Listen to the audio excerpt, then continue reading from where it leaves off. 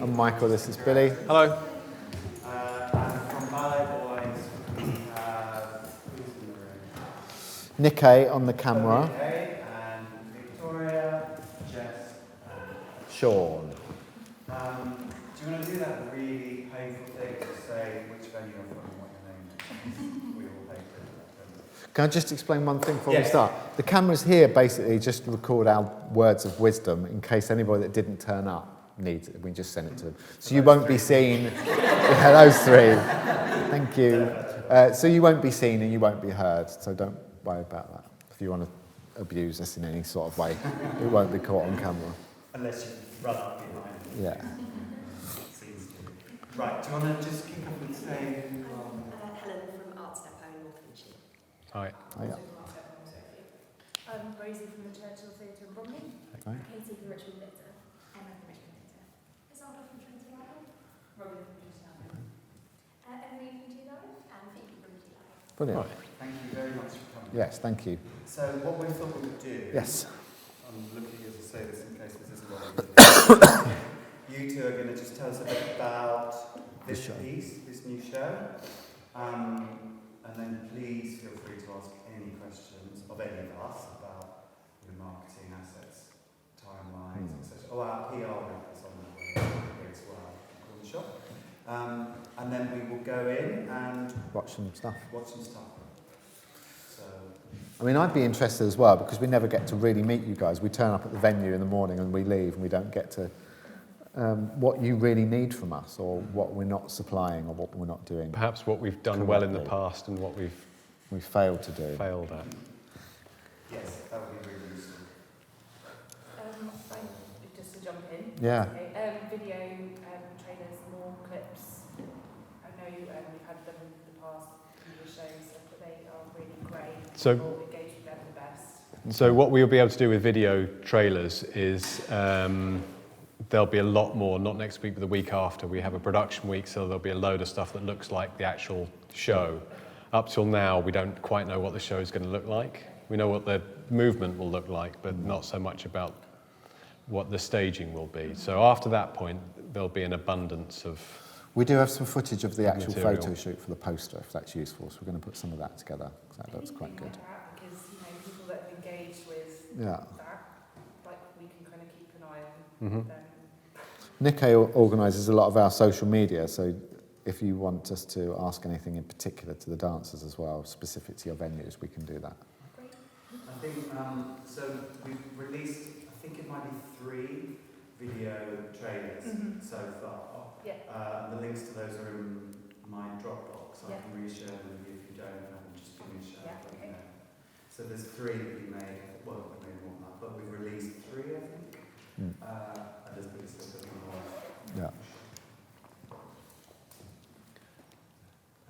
And we tend to make them of various durations, so if there's something particular that you need, a short version or a long version without titles or with titles or that sort of thing, we'll do our best to accommodate that. And if, can we do any plates for venue specific? Yeah. Yeah, if you just drop us it as a JPEG, we can put it on the end of the film. Unless there's a way of us just lifting that off each poster, that might be a solution, mightn't it?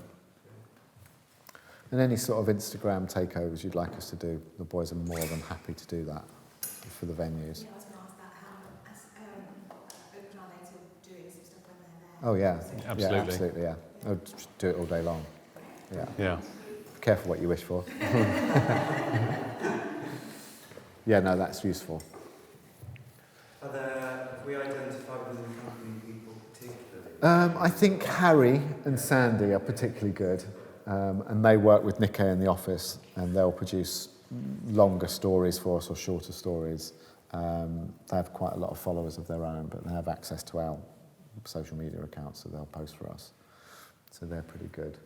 But obviously, if there's anyone local, we'll pinpoint them and try and do a local angle on the story, which is normally quite good. And for Larbi, obviously, we've got the alumni. Yes, that's right. We can talk to Charlotte and Sandy later. But at the moment, I think Sarah Golden. Yeah.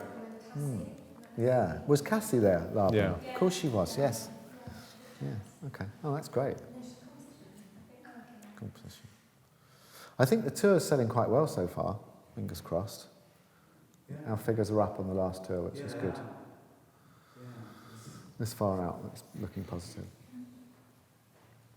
So do you want to give some background? Yeah, do you want to start? Okay. Talk Yeah, about the show. it says that this is the 20th anniversary year, 20th anniversary to big to 26 years, I think. Something like that, yeah. So, and Saddlers, which is sometimes at the front end, is somewhere in is it like April? Like the first third, it's like the end of March.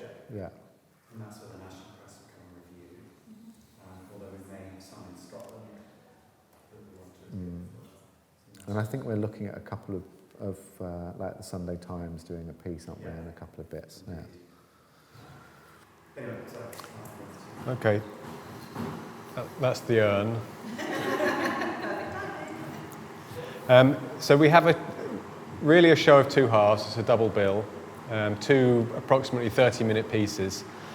The first is by a Chinese choreographer called Xie Xin, Xie-Xin, and we met her when we were on tour in China. So we one of the reasons we wanted to go and tour China was obviously to do some performances, but we also had identified her as a really interesting choreographer and wanted to try and meet up with her. So we ended up being able to spend a day with all our dancers in the studio and just kind of experimenting, seeing what happened.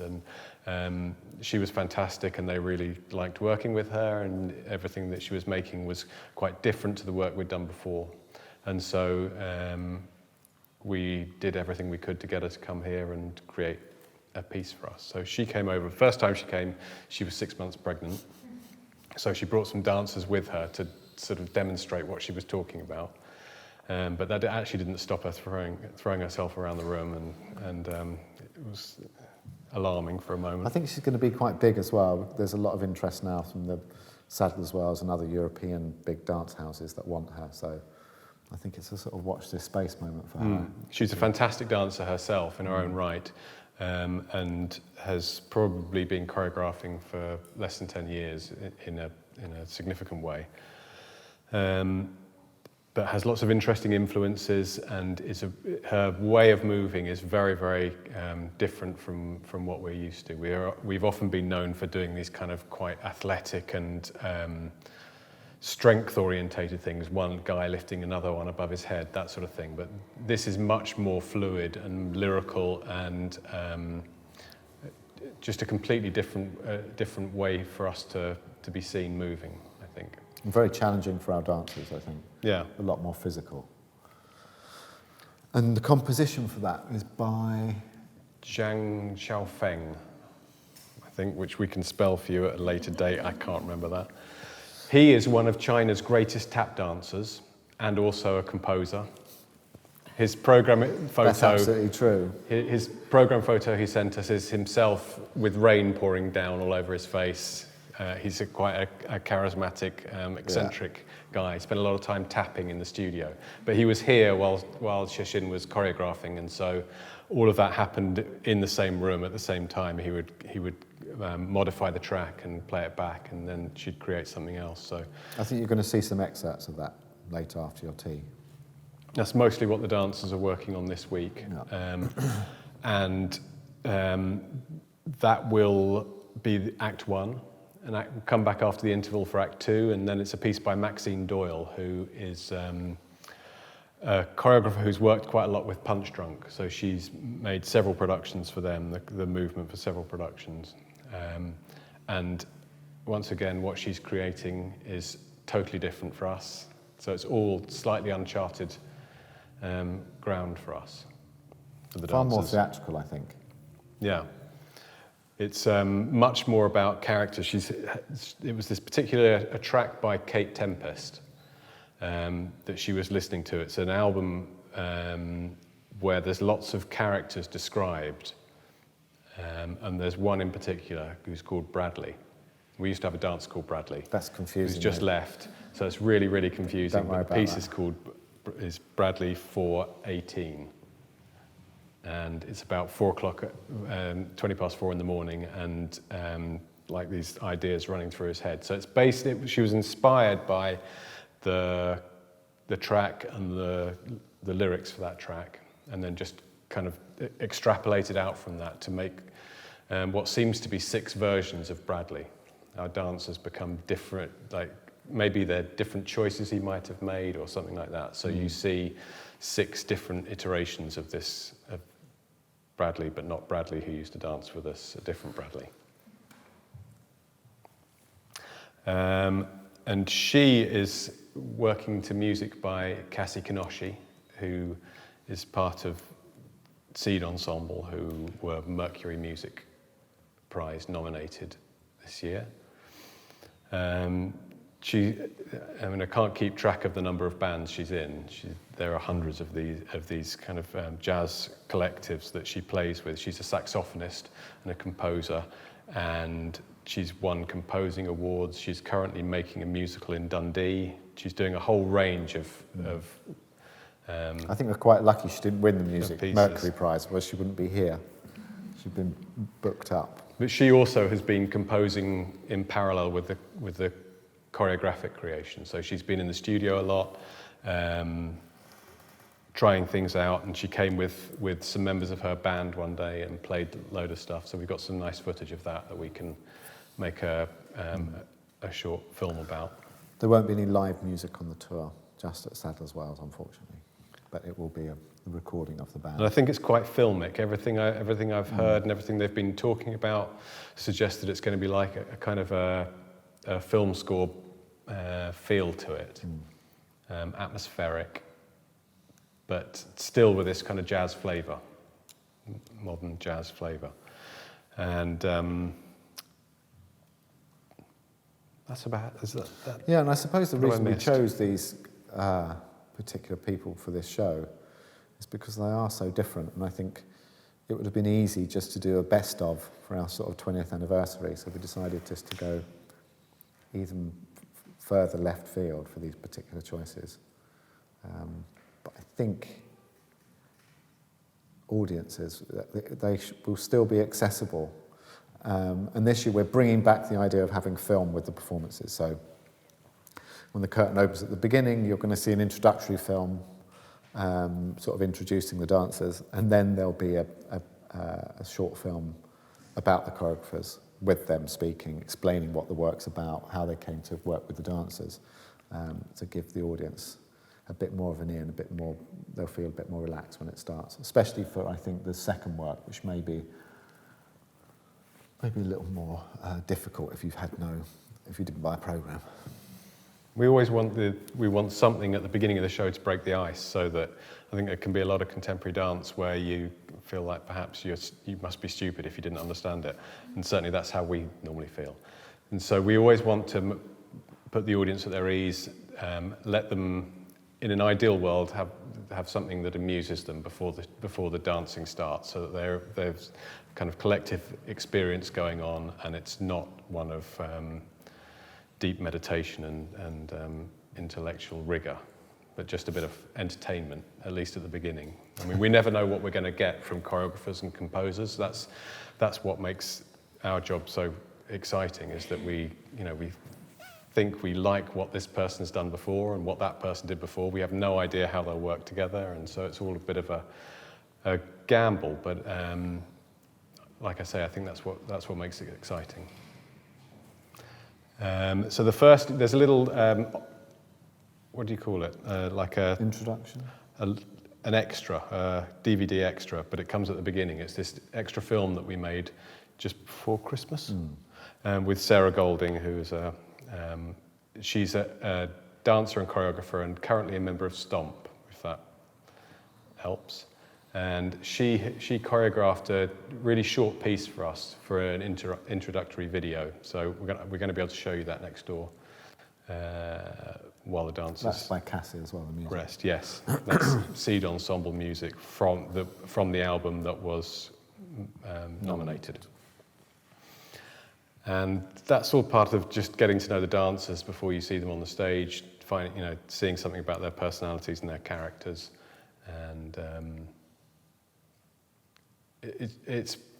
in a way it fits in very well with what we do, which is some stuff on the stage and some stuff on the screen. And so in this context, we'll show you a little dance film before we show you some real dancers really dancing. I think that's it for the show. That more or less describes the show. Are there any connecting themes between the first part and the second? Or is it on purpose very, very different between the others? I suppose because we commissioned them quite far apart, there's always something in the back of your mind that you've got this, so you need something else. You don't want something too similar. So that's maybe one of the reasons why they are so different. But obviously we only decided a couple of weeks ago what goes where, who goes first, who goes second, just from the feel of the work, really. And it goes back to our original philosophy for the company, which was based on our kind of narcissistic desires as dancers to show off and show that we can work in this style, and you'll see us and we'll completely reinvent ourselves in the 20-minute interval. And so that's what we always want for our dancers, to have that opportunity to show you something, come back after the interval, and they're completely different. You'll see them move in an entirely new way. And I think that's what's nice about a rep company, rather than coming in with one choreographer where you see their ideas throughout the evening, to come in and see 2 different people or 3 different people works for me as an audience member as well. I'd rather see that. I figure if I turn up and I don't really like what I'm seeing, I'm there all night if it's one choreographer. But at least you might hang around to the second half, see if it's any better. that's our sales pitch. It's a good marketing tool. The first bit's really shit, but hang around. We put that on the poster. Yeah. How important is it for you to humanize and give the dancers personalities as individuals versus a group? Does that make sense? Yeah, I think it's vital, really, because it's such a small group, and we see a lot of contemporary dance, and a lot of it seems a little bit faceless and a little bit serious and a little bit, look how sexy I am, and I can strut around a lot. But I think I like to see a bit more personality in the dancers. And they're all very different. We've always said that we've never really gone for we've never been of the scale where we want them all to be 6 foot and look in a certain way. And I think what's interesting about choosing different choreographers, they always choose different dancers to work with. And we've never pressurized them to use anyone in particular. So that interests us. And a lot of the times, the choreographers will come in and they'll start working with a dancer and we'll think, that's a big mistake. But they'll find something in that person and you'll just think, actually, I never saw that side of him. That's a cool thing. It keeps it fresh for us. Mm. And it's also interesting watching the creative process, because the dancers respond in very different ways and the choreographers have very different demands. For Act 1, Xie Xin more or less had in her head what she needed the steps to be, and would follow them down a path if they had something else that was interesting. But essentially had a fairly clear idea of what she wanted. But Maxine seems to have no idea. She talked to them a lot and gave them lots of things to think about. And really the choreography arrives almost at the last minute as a kind of percolation of all of those ideas. And so for them, it really stretches their creative brains as well, which I think for a dancer is enormously satisfying. Mm. You know, you're not just acting out someone's idea and doing preconceived moves. You're actually contributing to the creative process. And they're very close friends. I mean, they tour together, they work together, and I think that makes a huge difference when they're making work. So it's not a group of people we just get together for a project. We try and keep them for as long as we can. I mean, some of these have been with us for 5 or 6 years now. I think that makes a big difference. I think you notice that on stage. And Charlotte as well, who's been with us for nearly 4 years, knows them all very well, and they're very, very well rehearsed. They won't be yet. No, what you'll see is there'll be a load of old rubbish and be really disappointed. But have it in your mind, by the time they get to you, they're going to know all the steps.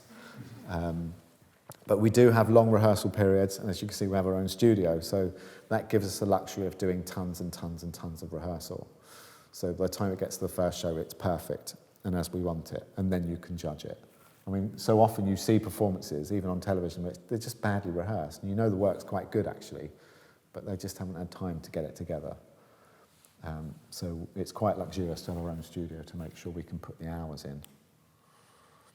I don't mind people saying they don't like the work, but if they don't like the dancers, I have a problem with that.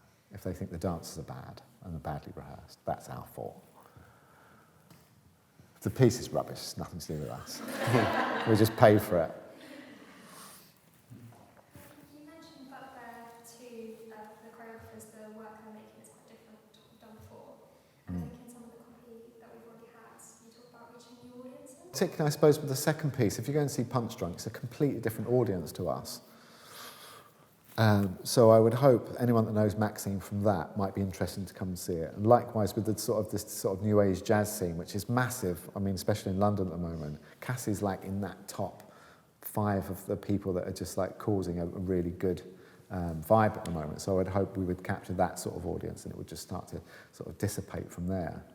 I don't think anyone would have heard of Xie Xin apart from some of the real dance aficionados. So hopefully that will be quite a nice surprise. And I think the imagery as well we're producing for the show is based on Maxine's piece and the boys laughing.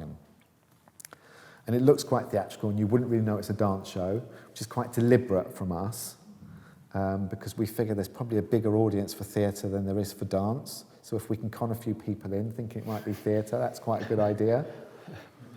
I think some of the venues have gone with the old image, with the boy jumping up in the air and the other one not jumping up in the air, which I think is a mistake. But that's up to them. I think people want to see something different. And I think if we look like Romney or we look like Richard Alston, we're not doing what they're doing. And so we chose that image because we thought it represented the feel of the show. Probably a huge mistake. I mean, you know as well as more than we do, it's all about the image and the title. And if you get it wrong, no matter how good the show is, no one's going to come to see it. But I think also that image kind of chimes with what you were saying about personalising the boys and giving them real identities as opposed to any faces. at least when I saw that, I would at least attempt to read the poster and when the dates might be. Not sure I'd book a ticket, but I would definitely think, yeah, I haven't seen that before at Richmond Theatre or at G Live or wherever that might be. I like shows there, what's that? If I saw someone jumping up in there, I might just think, oh, I think I've probably seen that show before. I might be wrong. I suppose it depends on your venue. If you have a massive, like Larbi, you're probably better off with the people jumping up and down.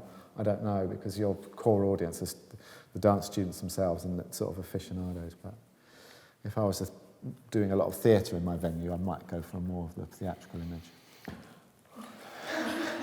We don't know. We don't know. We got dumped by our first PR agency because our first poster was the two of us boxing and one of us falling on the floor. And that was the poster. And the show was called Pointless.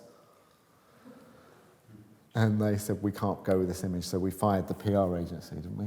Or they fired us, something like that. Artistic differences. We didn't sell any tickets and the image was completely wrong, but it was a goal poster, which we stood by. Do the shows have, you speak about kind of wanting to give the audience a bit of humour and obviously serious. Do the two pieces, are they light, are they humorous, or are they serious? The first piece is not. It's pure movement, and it will be about the quality of movement that the dancers can achieve. It's this particularly fluid type of movement that Xie Xin requires, and so there's no It's very beautiful. story or anything else. It's just it should be compelling to watch because it's so physical and extraordinary. The second act, we're not entirely sure yet. It doesn't seem that funny at the moment, but there are some fun. It kind of is. It is. Could be In a sort of And edgy, dark humour way, I think it will be quite funny because it's quite bizarre. And it may depend on the audience and the venue on the night whether they find it funny or they don't. And that's part of the purpose of trying to bring the audience together early on in the evening, so that they have a joint experience where they've all laughed out loud together. then hopefully they have a bit more confidence. It's a bit like Pina Bausch humour, where she's not doing gags, but there's something about coming on with a chicken and a watermelon that's sort of like faintly amusing. Not that we have any chickens or watermelons in this yet. Yeah. But it's very theatrical. I suppose I'd compare it to something like DV8, that sort of... It's entirely about the personalities. the characters that the boys have created for each of these iterations of Bradley. I'll be really interested to see what the audience thinks. I think it's going to be a real Marmite moment, which is quite good. And can I ask how you reached out to Cassie, or have you started working with that? Cassie, how did I reach out to Cassie? I found out from a friend of mine who used to work for Sony. He left the corporate world and started up a jazz label. And I said, that's really interesting. I don't know that much about jazz. Tell me about it. And he said, well, there is at least like 5 or 6 artists at the moment that are really coming up. And there's this one lady who is interested in working in dance. So I said, okay, can you send me a track? And I got the tracks, and we called her, and she was like, yep, I'm here. And that was it. Simple as that, really. Composers are quite difficult to find, aren't they? Because not a lot of them want to work in the studio and work with a choreographer. They'd love to produce something, give it to you, and then just go away again. I mean, it's different. I think that we really like music, but we're not knowledgeable in the same way as we are about dance and choreography. And so the problem with composers is you hear something you really like, and you hope then maybe they'll make that for you. But actually, it's much more interesting when they make something completely unexpected and new. And so, because of our sort of lack of depth of knowledge in that technical way, it's quite nice to have someone from the jazz world that we don't know anything about just produce something. And she's obviously an expert, and will make something fantastic. We're recording next week, so we haven't heard it yet.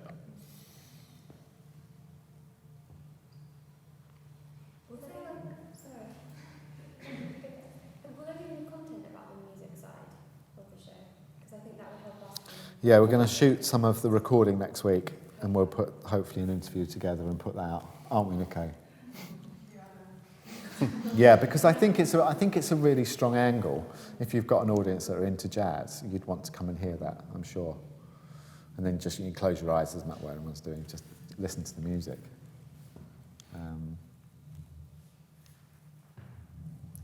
Yeah, we'll do some more on that. I think it's important. I think she's going to be massive. And hopefully, we've caught her just at the beginning of her career. Is there like a particular emotion you want people to feel upon viewing? Like, can I say you're going to feel uplifted or inspired? Usually, we want the audience to be entertained. Uplifted and inspired would be great. Yeah. I think people are often inspired by the boys because they're such great dancers. And just the pure physicality, people just wander out the theatre thinking that's incredible. But I hope they'll like it because the boys show such a broad spectrum of talent throughout the show. I think it will just make you in awe of what the human can do, really. That's quite a big statement, isn't it? Yeah, so that's why I think that you should be able to get from the show that these are extraordinary people doing extraordinary things. Hopefully, if they keep rehearsing. We aim not to make dance that's sort of good for you, that you feel like you've had some medicine, but you've done dance for a while. I want you to be entertained, have a great night, finished around 9 o'clock in the pub soon after. I think often the question that audiences ask is, what's the story? I'm sure you must get up. What's the story? My mother says, well, what's it about? I'm like, well, it's not about anything. It's not about anything. It's just about letting it wash over you. Then you decide what you want it to make you feel, then that's exactly what it is. And I think a lot of people now are making work, and it's strongly based on molecules or some element of science or a form of disability or something like that. And I know that's just so they can get funding. That's all bollocks. So I want our show to feel like you're coming in and you're just seeing a group of, a set of elements or events that make you feel different things.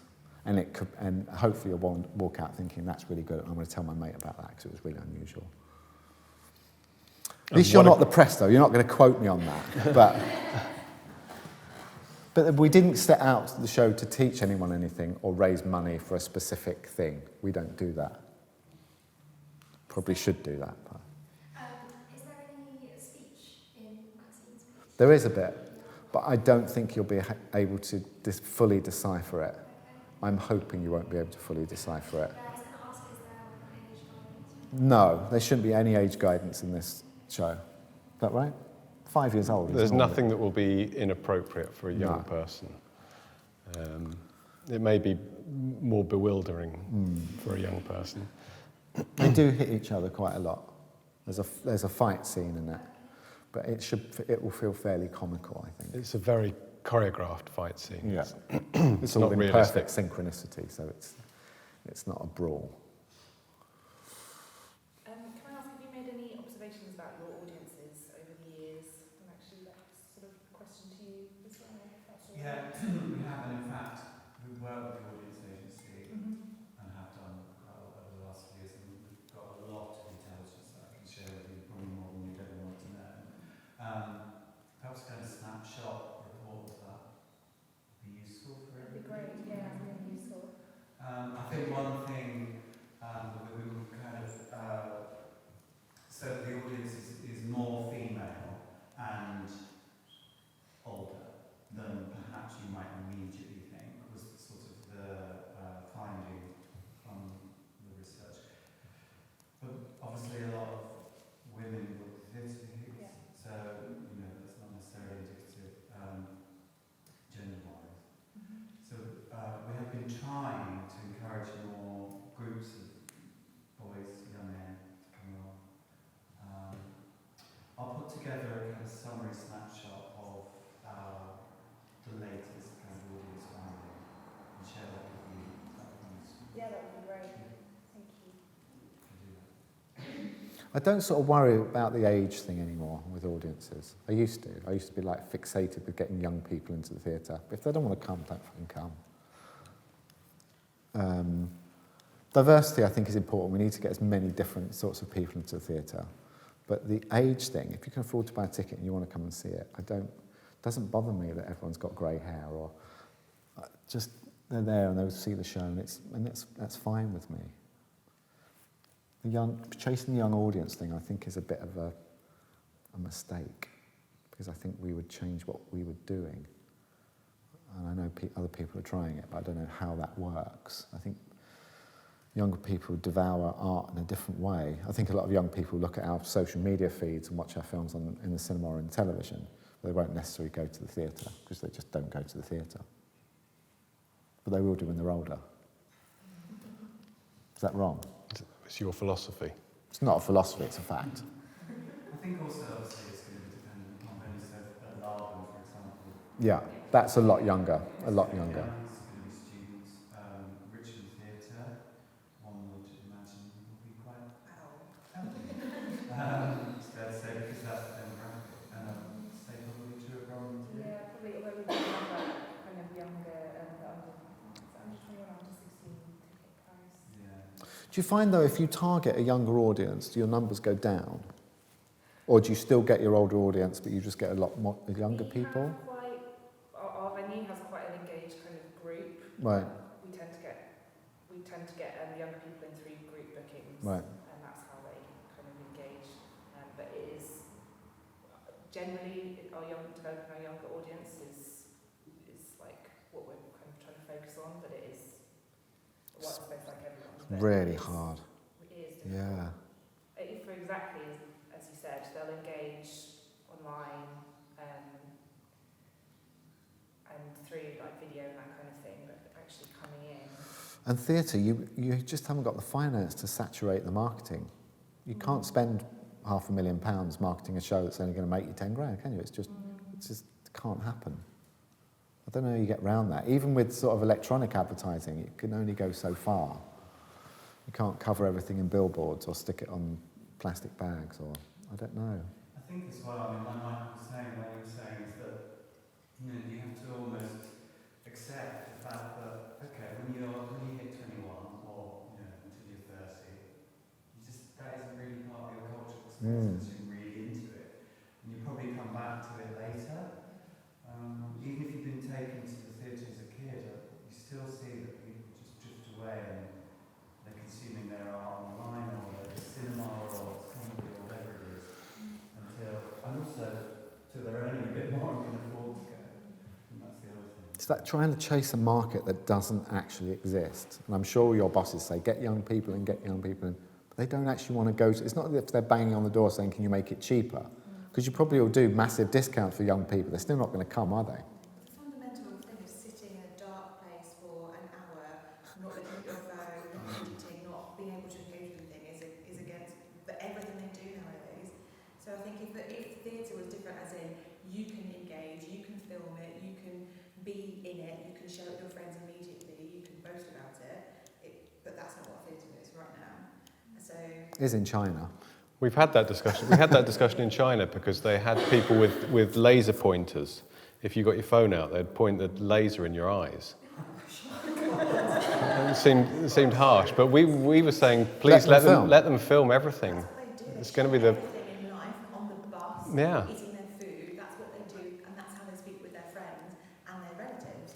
But if we try and get them in a place that's dark and you can't do that, you can't text, you can't fidget, they can't even sit in a classroom for an hour without kind of gossiping with their friends. Like, why would we expect them to be in a theatre? Well, and fundamentally as well, you've got to go back to what we're doing to the arts in this country in the schools. They're not taking them to the theatre, they're not doing drama, they're not doing dance. How could they possibly even know about it or want to experience it?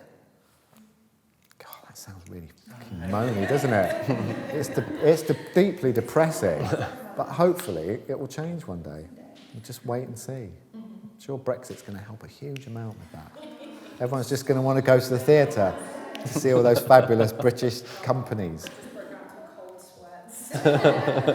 Yeah, but if you ever discover how to get a load of young people into your theatre, let me know.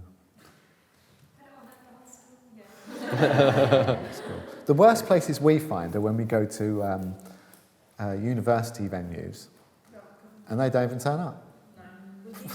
The dance department don't even turn up and you're in the back end of Cornwall somewhere, but they've barely seen a show in their life and they still don't turn up. What can you do? University students is they think they've got like a more important, like the amount of brain space that they have, they just can't comprehend doing something else at the same time. But you imagine if you're studying dance, you want to be a dancer or you want to be a dance expert and some dance comes to town. Yeah, no, I'm not going to see that. We had the same thing. I used to work at Durham University, like looking after theatre stuff.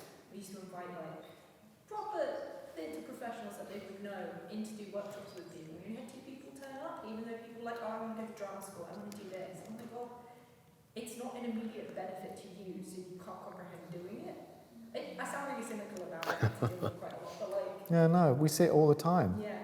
And I can never quite work out. And we always think, brilliant, we're doing a venue that's connected to a university and they've got it's the top dance department in the country.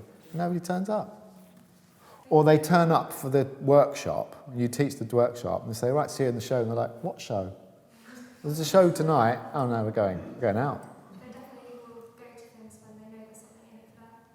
So it's a work. Selfish bastards. The art is not enough. Maybe we need to give free shit away. That's what it is. Give them like tins of lager or something to come to the show. If we got an alcohol sponsor, you could just give out, The opera does that. strong alcohol. You get a free G&T with the opera, yeah. Do you? Yeah, opera undressed. It's like a scheme. Yeah, a scheme for young people. The first time you come, it's a really cheap ticket. They give you a free G&T, and you can meet some of the cast afterwards. But we would just get done for promoting alcohol abuse to young people, I'm sure. True. Or we could do like little glue bags and marijuana, couldn't you, just on the seat? Okay. Yeah, not that far. That's only when we're in Holland. Do you do meet and greet stuff with the dancers? Yeah, we do. We do like post-show things if people want to do them. They're normally quite funny. Yeah, we do. Yeah, Q&A. We're trying to build up a little more of the education side as well. That's really difficult. So, if a small amount of dancers and you get to the venue on the day and you're doing the show in the evening, to actually then get out to a school and do education work is tricky. But if it's sort of worth our while and we've got space either side of the venue, we'll definitely do it. I'm sure that helps with booking sometimes, but you can never guarantee they're going to do that. And that they're going to book the show as well as do the workshop. Well, we sold out a show for teenagers just through schools. Right. In the area. That's great. But it was the first show for them, but I don't know if that's because it specifically said this is for teenagers. Right. The workshops that came with it definitely. I mean, we've always sold quite a few tickets more than our competitors because of the television aspect of it. For young people, they've seen you on television, it's more of a draw.